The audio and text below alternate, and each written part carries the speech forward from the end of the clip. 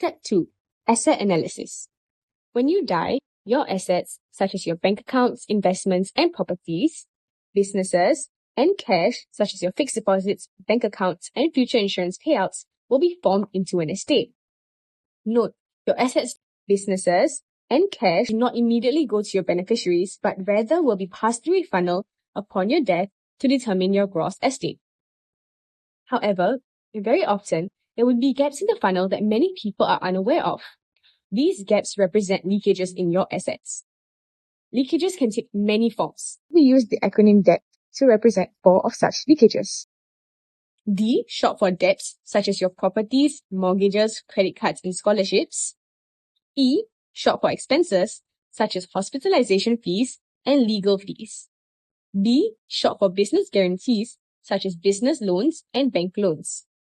T, short for taxes, such as inheritance tax and capital gain tax. This list is not exhaustive and may include contingency liabilities. For example, if you happen to be in a car accident where both you and the victim die, your estate can still be sued.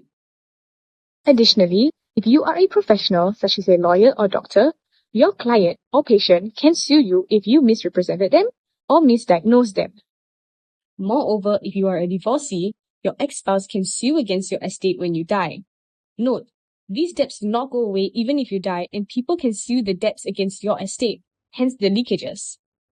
After factoring all the leakages, what finally comes down out of the funnel is the net estate for your loved ones.